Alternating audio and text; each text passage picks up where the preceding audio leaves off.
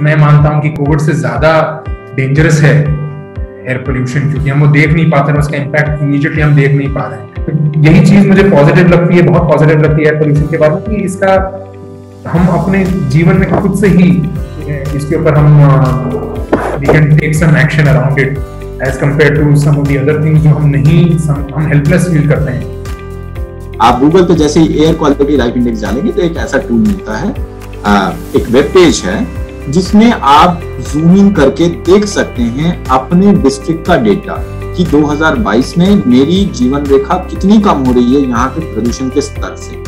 विश्व स्तर के जो गाइडलाइंस हैं उससे आप जब रांची के सड़कों में घूम रहे हैं तो आप जो हवा सांस में लेते हैं वो 12 गुना खराब है। धनबाद झारखंड का सबसे प्रदूषित जिला है जहां पे औसतन लोगों की आयु तकरीबन 6.5 साल कम हो रही है अगर WHO स्टैंडर्ड की बात करें। गढ़वा जो कि हमारे डेटा के हिसाब से सबसे कम प्रदूषित है, वहां भी औसतन लोगों की आयु 4 साल कम हो रही है। लंग्स जो है हमारे काले पड़ रहे हैं। सो लंग्स जब काले पड़ रहे हैं ये एक इररिप्लेसेबल डैमेज है।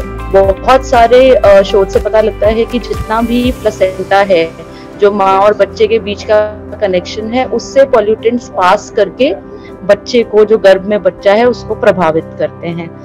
PM 2.5 जिनको हम बोलते हैं, और उससे भी छोटे नैनो पार्टिकल्स, वो सारे लंग्स के थ्रू, लंग्स से खून में मिलकर हमारे शरीर के हर एक अंग में पहुंचते हैं, जिसके कारण बहुत सारी बीमारियां, घर में पूरी तरह से सफाई ना रखी जाए तो उसमें air pollution, house hold air pollution भी बहुत बड़ा कारण बनता है हमारे को अफेक्ट करने में।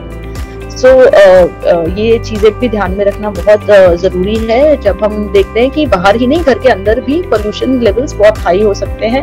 अगर आप किचन में कुछ काम कर रहे हैं और एग्जॉस्ट का इस्तेमाल नहीं कर रहे हैं, बाथरूम्स में अगर सीलन है, वहां पे फंगस जम रहा है, तो इसके मोल्ड हवा में आकर हमें हमारी हेल्थ को बहुत बुरी तरह प्रभावित कर सकते हैं। कि बहुत सारे CKD पेशेंट्स, मतलब किडनी डिजीज वाले पेशेंट्स ऐसे होते हैं जहां पर हम लोग को कोई कारण देखने को मिल नहीं रहा, ना उसका ब्लड प्रेशर है, ना शुगर है, ना और कोई नेफ्रोपैथी मतलब ग्लोमेरुलोनेफ्राइटिस टाइप का बीमारी है।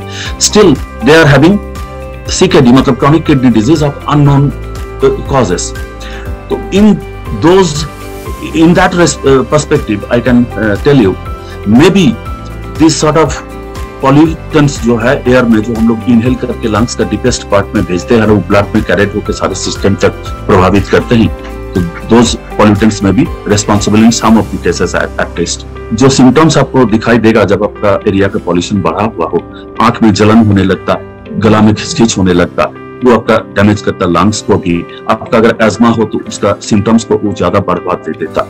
जहाँ पे ओजोन लेयर्स ज्यादा होते हैं वहाँ पे admissions to hospitals because of asthma ज्यादा होते हैं। इवन डायबिटीज, हम लोग ये नहीं सोचते थे कि डायबिटीज पोल्यूशन के साथ रिलेटेड हो सकता है, लेकिन हाँ उन्होंने देखा है कि डायबिटीज भी एसोसिएटेड होता है with air pollution.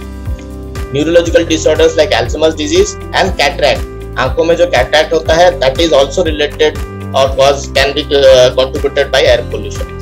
When we got the cases of respiratory problems like COPD, bronchial asthma, and when we introspect why this happening, which kind of sources they are being exposed to, सबसे पहले जो सामने आते हैं that is not smoking, that is mainly biomass fuel exposure.